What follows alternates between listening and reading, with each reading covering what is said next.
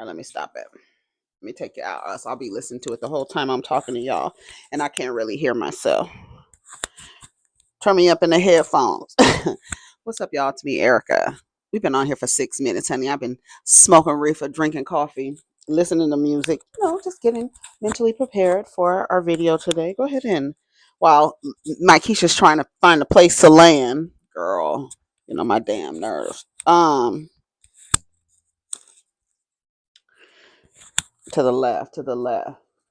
I remember the lapel has to go to the left in order for it to kind of like stand up straight. It has to be facing that way, girl. She's weird. She is weird, girl. Anyway, so we're down here, honey. I saw a video today and I was like, oh, I want to talk about it. But we're going to see what's going on in the blogs. I sponsor the now. Yes. I sponsor the blog. Let me tell you something. I watched Vanderpump Rules last night.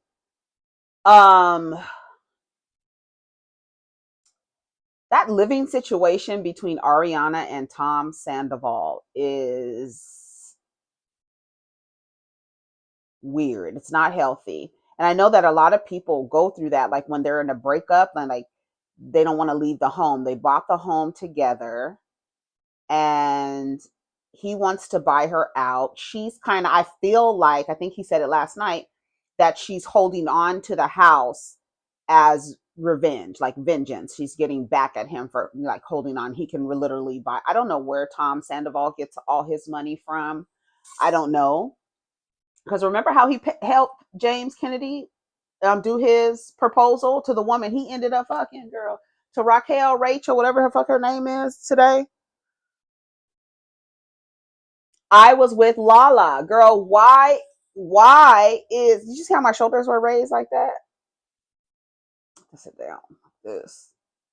Why was the food, why were skewers, meat skewers on, she had chicken satay, she said. Girl, why is it still in your room? Why isn't it in the trash? So if your dog was locked in there, I mean, she's like, my dog, he locked the dog in the room. I believe he did it on purpose. Like, I believe it's like War of the Roses.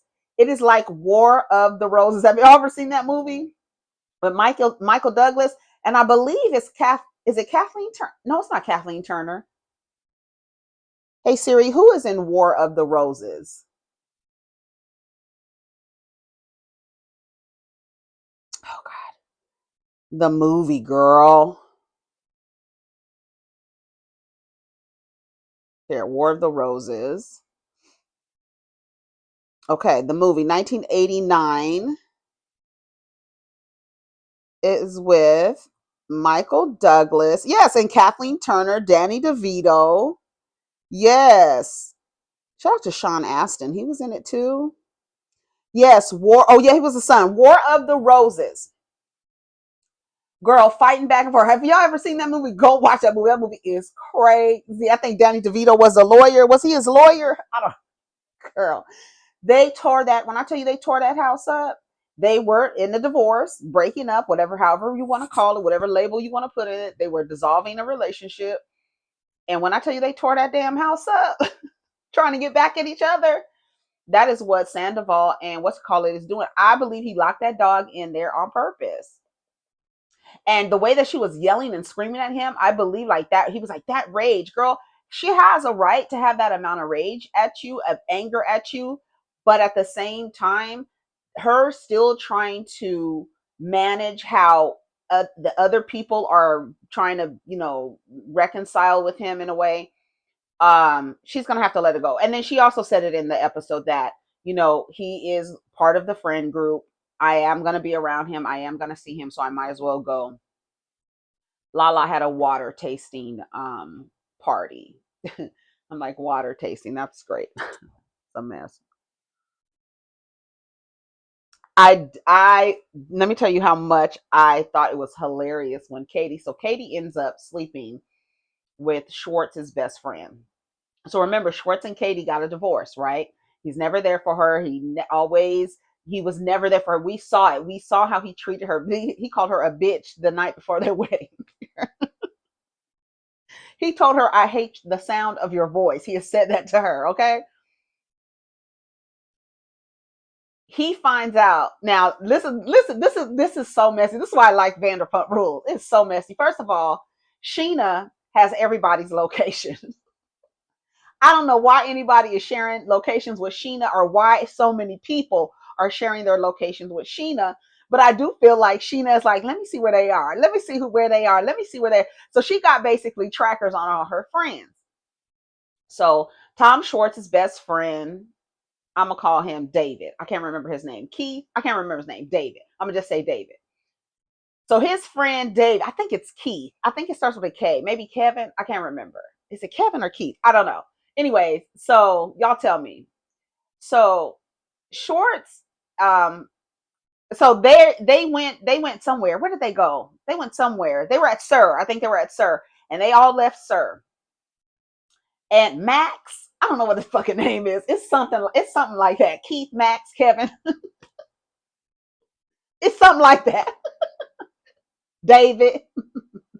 Anyway, so he goes, she's tracking Sheena, okay, is tracking his location. Listen to this. Sheena is tracking his location only to make sure that he's gotten home safe, right? She's just nosy.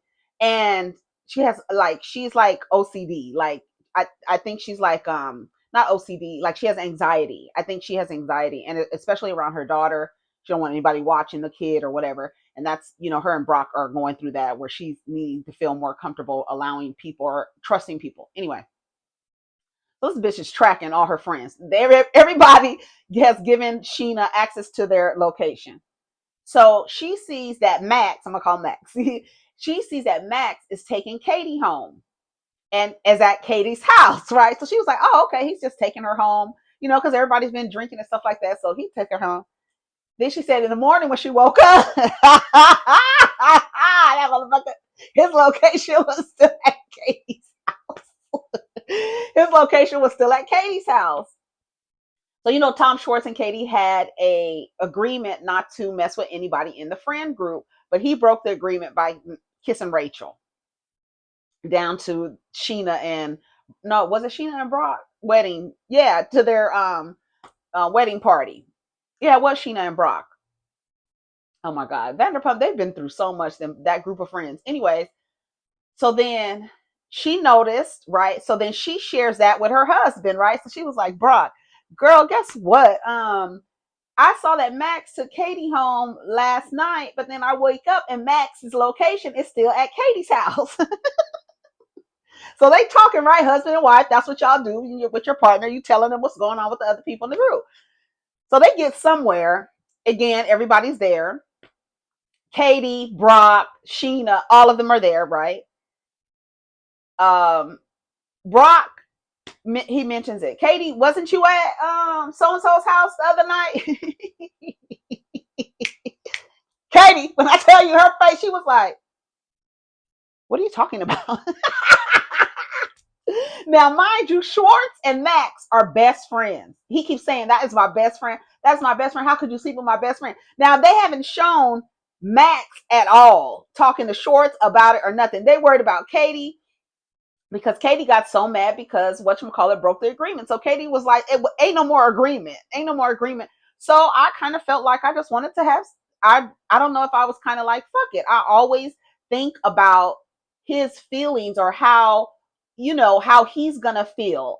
I'm doing what I want to do. That's what she said. And so she fucked his best friend. He was like, that's my best friend. So then after the water tasting at James's house, everybody goes inside, right? And then Schwartz and Katie are outside, and he was like, you want to talk? And she was like, and then she just had this, baby, when I tell you, this smile just came over her face. When I tell you, Katie Maloney, now that is a bitch. Now that is a motherfucking bitch. She just started smile. A big old smile just came across her face. And he was like, I'm not mad at you. You can't be. You really can't be. He was like, I'm not mad at you, but damn, that's my best friend. And she was like, I was just like, fuck it. I'm just this and that. And he was like, can we call a truce? Like, but it was so funny because they were both laughing, like, you fucked up. So then on Tom Schwartz, he was basically saying, like, Katie didn't stick up to her own word and she's not as perfect. She's usually running around like she's the moral police and all this other stuff. And she went against herself basically. And he's just getting a joy off of that. Okay. But you screwed your best friend. He spent the night. I want to see the conversation between them. Girl, some mess. The fact that Sheena has everybody's location, and then they was talking about it later. They were like, "Bitch, why does Sheena have your location?" And then Ariana was like, "She has mine." Like, girl, Sheena's ass is nosy, keeping tabs on everybody. Where's everybody at? That's crazy that she has all their locations. I think it was 60 something people she had. I was like, girl, it's a mess. It was a lot. Why are y'all sharing your locations with Sheena? Anyways, that was really funny. What else was going on there? Oh, and then Tom, of course. Girl, so they're in the house. So while Katie and Schwartz are outside, everybody's in the house sitting around the table. They went and got some wine because after Lala's water tasting party, they were like, girl, we need some wine. So Katie was even like, girl, what are we doing? We're drinking water. This is so dumb. Why are we doing this? So they go in the house and they're all sitting around the table. And they were talking about what happened with the dog. So she's telling them what happened with the dog, and she calls Tom Sandoval an attempted dog murderer as he's walking by. He, he stopped. He stopped and he looked, and he's so corny, and he's like in an awkward space with everybody. So he's so different. He's not really comfortable because he's just not, girl. She ain't comfortable either. He's not really comfortable around them yet. He's still trying to, be friends, and she's still like monitoring whether people are going to be friends with him or not. And so as he's walking by the table, she calls him an attempted dog, uh, uh, an attempted dog murderer or something. She said because the dog ate the skewers, and whatever needed to be done, it cost $6,000. She said. So she's pissed. I would have been pissed too, but bitch, it wouldn't have happened if you had. It wouldn't have happened. It's so many things because they're like doing things to each other. He said basically he needed to go in her room because that something is wrong with the air conditioner, and he needed to go in through the room that she's in, and he don't have time to wait for her or nothing. So when he went into the room, he closed the door behind him and left Maya, the dog, in the room. And Maya was in Ariana's room tearing it up. And there was she had left, I guess, her takeout on her somewhere. And there were skewers in there, and the dog was chewing on the skewers. And she needed to take him to the vet. Vet bill is $6,000. So she is pissed off. And basically, and then she threw this in there. I was like, look at Ariana. Because Ariana had never wanted kids, never wanted to get married. She was that girl. That's why one of the reasons why I liked her, because she was very steadfast. And like she stayed true to that. Girl, she was like, you see why I didn't want to fuck him? Because his assistant was saying how he wears the same underwear multiple times. I'm like, why? It, to me, I feel like I don't know how guys are, but I would go commando. Like, shout out to Joey. I would go commando and just be like, why would you just keep getting draws dirty and dirty and dirty and just wearing them over and over and over again? And that's what she said in her interview. She was like, now y'all see why I didn't want to fuck him. Girl, go watch it on Peacock because they don't bleep out any other cuss words. So anyway, so she's pissed about that, right? And she was like, then she threw this in his face. She was like, this is just another example how you don't take care of what's important to me, my children, talking about her dog. And he was like, your children. I can't wait to see what he says to her, because I know they're going to also be fighting over these embryos as well. They're going to be fighting over these embryos, child. And it's a mess. Girl, I'm trying to tell you. And you see the problems that they're having. They're not even legally married to each other. They're just in a relationship. Can you imagine if they were married? Girl, it's a mess. Can you imagine if they were married? Honestly, it would be even worse, sir. It would be worse, sir. And then he was like, you need to call the lawyer. Your lawyer needs to draft up a letter to let me know, because he's trying to buy her out of her portion of the house. And I don't know where he gets his money from, but whatever, child. But anyways, um, I was on what you call it, Instagram, and there was this video. Oh, looks like it says, "Oh, looks like Jay-Z and Beyonce have joined the chat. Diddy brings evidence on how Jay-Z unalived his mistress to protect Beyonce." That's the woman that everybody keeps telling Claudia to talk about, because Claudia and her were associates. I don't know if they were friends, but I think she was a model as well. So they were probably all running in the same circles, being in music videos and, trying to get into the music. I mean, he's trying to get into the industry some kind of way or whatever. Kathy White, and she ended up being terminated. And the rumor is that she apparently was pregnant by Jay-Z, and so allegedly had her murked.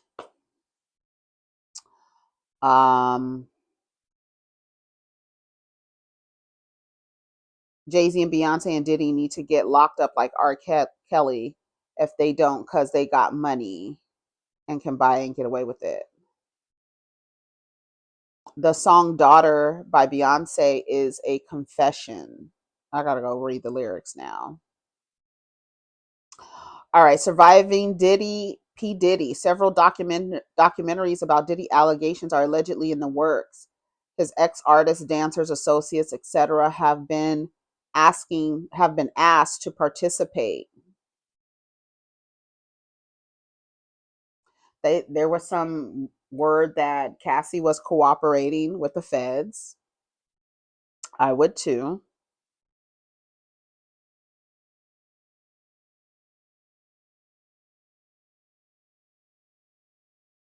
He is always saying something stupid. Emmanuel Acho, girl, he is always on the wrong side of something.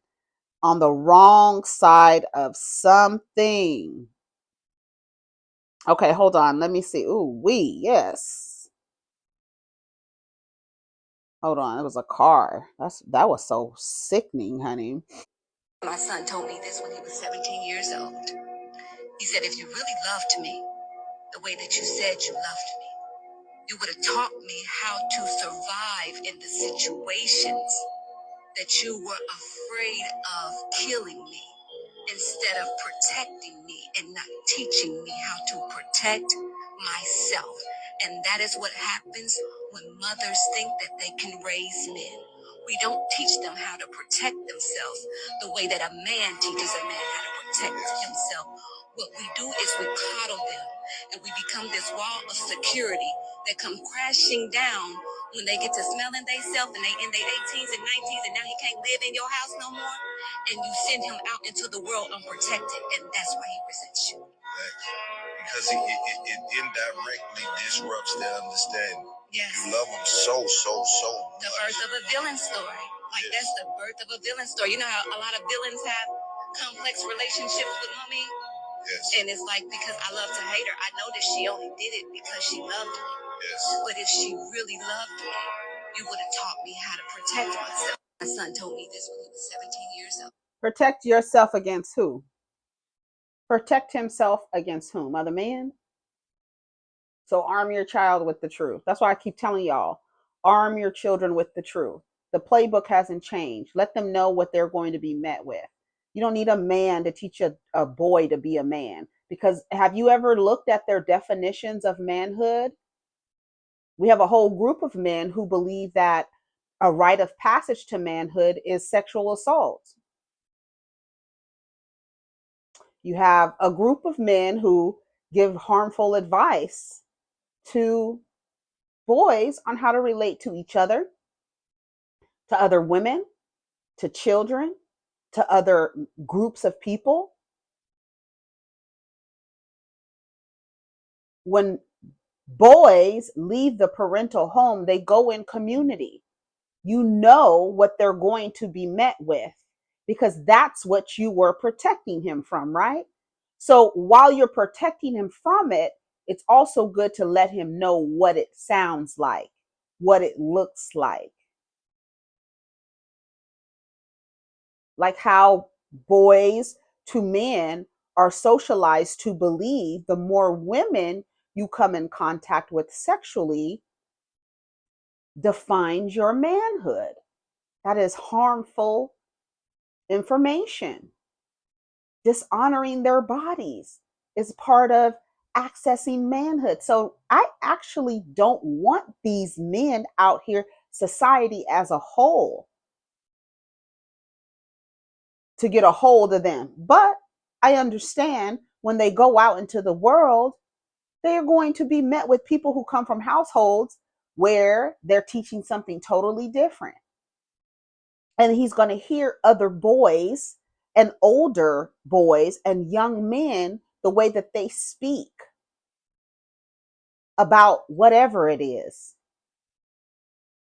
And they take those things on. So what you have to do is tell them, this is what you're going to hear, because it hasn't changed. This is what you're going to hear. This is not real. It's almost like a counter what you know they're going to be met with. So when you hear some man tell you the more women you come in contact with is a testament of your manhood in whatever variation, however they want to put it. So his royal oats and all this other shit, ways that they say that men can be promiscuous out here doing whatever they want to do, when it's really actually harmful to their bodies, harmful to their mental health, harmful to their physical health. And then they're running out here and getting with women and spreading. Have you seen the new HIV rates, the new cases? A lot of them are Black women in heterosexual relationships.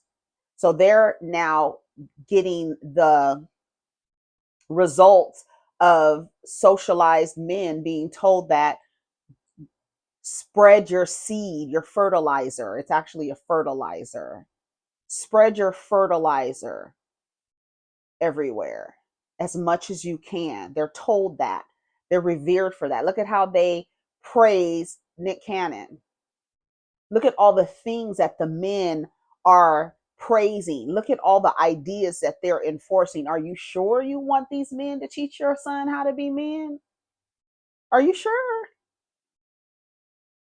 But you know it's unavoidable. So what you do is prepare them for that. You know it's out there. You've seen the board.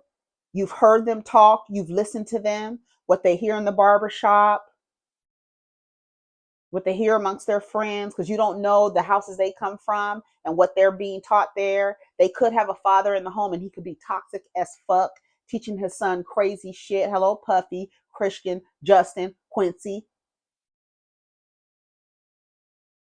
So you don't know, oh, they with the father. You don't know what the father's teaching them, but you need a man to be. Look at Martell. What do you think he's teaching his son? What do you think Marsupial and Marcellus is teaching them? What do you think they're teaching their sons? Their fathers are there. The fathers are there. They're present. They're active in the children's lives. They're there. What do you think they're teaching them by even their words, their actions? What do you think when they're online talking about women and the way that they talk about women? You think that's what you want? So instead of thinking that you need a man to raise a boy to a man, because you have to just, all you have to do is counter what's out there. Again, it hasn't changed in generations. So just counter what you know they're going to be met with. The girls too. I've already told my son, the girls are socialized to take on all of your interest. Make sure whoever you are interested in that they maintain their own interest. If you don't, I'll make sure. I'll make sure she knows to maintain her own interest, because I know how girls are socialized. Period. Preventative. That's what you got to give them, preventative information, because you already know it's out there and you can't avoid what's out. You can't avoid it. They're going to be met with it no matter what you do. No matter who they look up to. They might look up to athletes. They might look up to, you know, artists, entertainers, and they might be watching and seeing how they're talking about and how they're moving through the world. Even the men in their immediate circle, again, you don't know what they're being taught. I've listened to the way that men talk amongst other men. You should hear the shit that they be saying. And don't let them start talking about women. It's disgusting. Ask a gay man who presents straight, sitting in a barber shop, and ask him what he hears, how they speak about women. It is disgusting. That is an unavoidable place. You go into a barber shop, that's unavoidable. Let them know. Prepare them. Let them know. And they're going to be like, oh, when they hear this some nigga tell them, yeah, how many broads you done slept with, young buck? You can say, damn, my mom told me a man was going to tell me the more women I slept with, the more of a man I am. And look at this. Look at this man. Look at these niggas out here. So stop that. Stop that. Arm them with the truth. Here, let's read some of the comments. I said, boys to men find community with other boys to men. It is not a man's job to raise a boy into a man. I arm my sons with the truth of advice they're going to get from men. I warn them about what men are going to teach them as they start finding community with them and fellowshipping with them. These men stay in digital spaces and in real life, enforcing the most harmful ideologies about how to relate to each other, to women, to children, to LGBTQ. I've warned my sons about men, just how you warn your daughters. The majority of men have no business raising boys to men. A penis isn't the only qualification on being a teacher of manhood. Someone said, raising a child is not gender specific, it's value specific. You raise them with proper values. It's not the gender who does it. Major L. Bruh, my mom didn't stifle my growth. She was always there for me. Got no complicated relationship with her. Never resented her for anything she didn't prepare me for. It was my job to find my place in the world. She couldn't find a place for me. This is just more us versus them shit. And I love my mom and my daughters and their mom too. We don't all have to live by this weird manosphere model. This is just the black version of the Andrew Tate stuff. Man make fire, cook meat, provide cave for his woman type stuff. Shaking my head. I told him, call your mother today and thank her for everything you just typed here. I'm sure she'll appreciate it. I had to get a man together the other day when he was like, yeah, my mom, she was miserable and I made sure that I wasn't going to live a life like her. And I said, have you ever asked your mom why she was miserable? You probably don't even give a fuck while you over here talking about her in the damn comments. How ask her, why was she miserable? Ask her. I bet you I know the answer. I bet you I know the answer. But you go ask her and then you come back and tell me what the answer is, motherfucker. He's talking about, oh, you're just projecting. No, no, no, no, no. Nigga, you in the comments saying your mother was miserable and you decided not to live a life like her and chose differently. Ask her. You don't even care enough to ask your mother, why were you miserable when I was a child? What was going on with you? Go ask your mamas. If your mamas was always mad, a lot of people say that about their grandmothers. Their grandmothers was mean and mad all the time. Go ask her why. I bet you I know the answer and you know the answer too. So where is the father when all of this blaming is going on? Someone said, and it's not a woman's fault either. It's us men not handling our responsibility as fathers. Together or not with the mother of your child is your responsibility to still raise them kids, provided that you and her have a healthy, consenting relationship. That's the key because if there isn't one, many barriers are present that get in the way of raising a healthy young man. Parents forget it takes two, a village. He said it takes two and then put village in the parentheses. No, it takes more than two. That's that nuclear family bullshit that got y'all fucked up. It takes more than two people to raise a child. That's where the proverb is. It takes a village. Where do you think that came from? It everybody's daddy, everybody's auntie, everybody's uncle, everybody. everybody's mom, everybody's dad, everybody in the community. No, let's silo you off. Let's feed you monogamy, love, and then tell you, and so that the average man can have access to you, feed you monogamy, love, access, easy access to you now. Now you running around siloed away from your community, the nuclear family, you cohabitating with this weirdo, and now raising children and a dog. And now you're separated from your community and from your family. It takes more than two people to raise a child. That's why women and solo parents women who are solo parents, find community with other women who are decentered and solo parent and commune with them. Raise your children together. And you can teach this idea where you need a man to teach a boy about. Have you seen the tenets of manhood that they're socialized to adopt? That's why y'all running around looking for unicorns. You're looking for the ones who didn't adopt these socialized ideologies. That's who you looking for. Because a lot of they all come from the factory. You're looking for the defects. You're looking for the Russell Wilsons. Russell Wilson is a black biracial. I don't know whatever. Please don't get in my comments with his ancestry percentages. I don't give a damn. This is a black athlete, football player, white, married to a white woman. Nigga, you didn't hit the jackpot. That's the model. Oh no. He divorces the white woman, and you know what he did? He went out and got with a black single mother girl, and then had more babies, and then is raising the son of her previous relationship, raising the son as his, literally raising the son. And you see men in digital spaces going nuts. And you want these men to teach these boys how to be men when Russell Wilson is the defect? You see how they go against Russell Wilson. They hate that he's a representative. They hate that he actually raises the bar. They hate that these women have an example to be like, okay, if I'm looking for a man, I want him to be something like this. They have an actual example.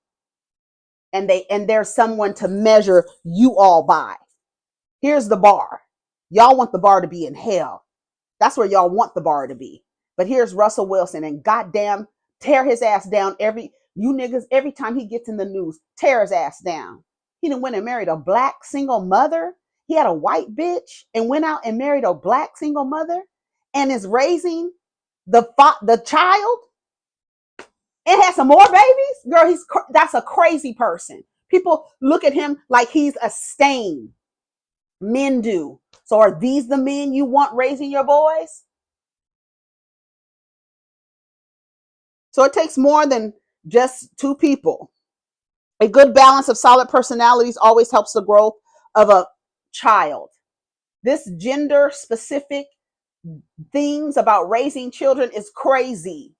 They all need the same thing, the same protection, the same provision. They all need the same thing. And, with the nuances of their needs based on their individual needs and personalities. But they all need an attuned parent, no matter the parent's sexuality, right? No matter the parent's sexuality, they need an attuned caregiver, somebody who is going to listen to them, somebody who is going to listen to their needs and adjust to that child's personality and needs, Period. Tell them what they're going to be met with. Arm your children with the truth, period. The playbooks have not changed. They have not. And these niggas, they're saying the same thing they've been saying for generations. So arm your girls, your boys, your non-binary children with the truth, period. They're going to be met with it. Somebody says she's speaking for herself, not me. Moms don't ever feel like you failed your sons for loving, protecting, and teaching them the best way no matter what nobody says. I had to teach my son at 5. Rednecks look at him crazy because he looks mixed. Then he be staring at girls, and I tell him not to stare at the white girls, heck, any girls, but he does. And their redneck dads look like they want to hurt him. It's hard raising a boy. Thank God for my husband. We live in Mississippi. You need more than your husband, sweetheart. You need more than your husband. You need more. And that's one of the things that I like about the Valley is those women over there. You have to keep a community of women if they're other married women. But the thing where they fail is married women lie to their community. They lie to each other. They lie to themselves. They wear masks. But if you're in community and women, you need to talk about what needs you have and what you need to talk and tell the truth about what you're experiencing. This is why men's empowerment communities are so important. Men need to band together and set the foundation for future generations. And then you get a facade like, oh, I'm going to, get my child in martial arts, or I'm going to get my child in athletics, or I'm going to get my child in the, chess team, or I'm going to get my child, in the cooking class, whatever. Then you got to remember the teachers. They have their own ideas, right? And outside of teaching the curriculum, they may say something, anything that will spark an idea, will spark a new path for your child. You just don't, you cannot, it's unavoidable. It's unavoidable. The message is specifically for women who love to scream. They should be recognized on Father's Day, and who love to tell the world how they raised a man all by themselves. Everybody's truth is different. Her message isn't necessarily right or wrong. It's her truth. And I think it's important that people lead with that, especially as it relates to the opinion based conversations. What I think is more fortunate, not just on this post, but generally speaking, is that those who have platforms are not responsible mouthpieces to or for the growth or the acceleration of the collective as a whole. Most people don't realize or understand that ejaculation is not just physical, it's verbal. Every word that you spew out into your audience is a seed. It's a fertilizer. It's a fertilizer. Sperm is fertilizer. Sperm is fertilizer. Sperm is fertilizer. It is not a seed. It is not a seed. Okay? It's not a seed. All right, it's a fertilizer. All right. Every word that you spew into your audience is a seed. And once the seed is planted, it shall not return void. It will accomplish that which it was set out to accomplish, which is why you have so many people out here suffering from verbally transmitted diseases. The messages, although valid in part because it's her own truth, is also incomplete, and it leaves no room for a solution, nor does it provide a takeaway. This is a trauma narrative and will mostly appeal to those who have dysfunctional relationships with their mothers. Listening to her makes me question, especially because her say she mentioned her say express this to her at 17 years old. Where was and is the father in this story? Obviously, her rearing as a single mother wasn't successful as she anticipated. So now, because her journey didn't necessarily render expected success, she has to answer, or rather, she's become a spokesperson for single mothers. I'm confused. At the end of the day, there is no handbook on parenting. Each child is different, and learning to navigate the needs of each child isn't always easy. They say when one finger is pointing at someone, three fingers are pointed at you. Instead of spreading a trauma narrative, placing blame, being focused on being right, trying to defend a truth that doesn't belong to you. Come on. But whatever reasons you can relate. More importantly, finding reasons to continue building a wedge between us as men and women when at the bottom line we need each other. We both bring a level of love, protection, and security and cover and balance to our children when we can get to a point where we both only accept that we are part of the play. That was a good comment. Really long, but it was good. Um, let's see. The men versus women shit is rare. Okay, so this thing that men and women need each other, right?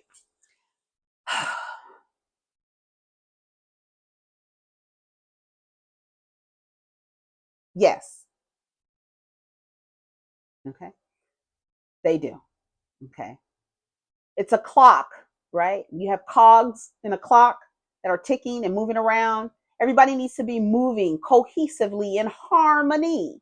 In harmony. You can't be trying to control another cog working in this system, trying to control them with whatever parameters you have a specific job. You need to do that job. I could do my job. We don't need to be romantically or intimately connected for me to have a relationship with you. One of the things I think Black people need to stop talking about is intimate partnership. And the only reason why they keep talking about it is because men need a space to feel powerful. And that's the last place that they have to feel powerful is within a marriage, right? Where you have accepted that there's a hierarchy and the man is above you, and therefore he's your head of household leader and all that other dumb shit. So they just need you to agree to that, and which a lot of you do. You agree that a man is above you, which is wild and crazy. You need to unlearn that, but you agree to that. So they just need to find you and then get you in a marriage, isolate you from your community. Now you're in this marriage and you're this Mrs. and this and that, and you're having this relationship with this person, and the only reason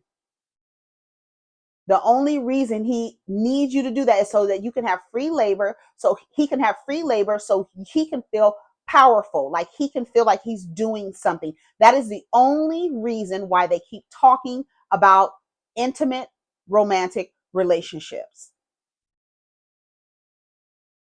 You don't have to be, if you haven't noticed, you don't have to be in an intimate, romantic, nuclear, monogamous family, whatever structure they have, to have a baby. You don't need to be cisgender to have a baby. You don't need to be straight to have a baby. None of this box that they have you in, you don't need to be none of that in order to procreate. Period. All of these social structures that they tell you that you need to be in order to procreate is just a roundabout way to get you to be a maid, a mule, and a mattress for some weirdo who doesn't even deserve DNA duplication. I would say the majority of men don't deserve DNA duplication. The majority of them don't. But if you've been sold love and monogamy, and then you have a biological clock ticking, you're running around like a chicken with your head cut off, trying to follow some rules. Like, I got to be married first, then I can have a baby, and I have to all no, all of that shit is dumb. You don't have to do none of that stuff. You have to unlearn that. You have to unlearn that. Can you imagine if Ariana and Tom were married? Can you imagine if they were married, legally bound to each other? They have property together, and that's a pain to deal with. He wants to buy her out of the property. Can you imagine if they were married? Hold on a second, I gotta do something.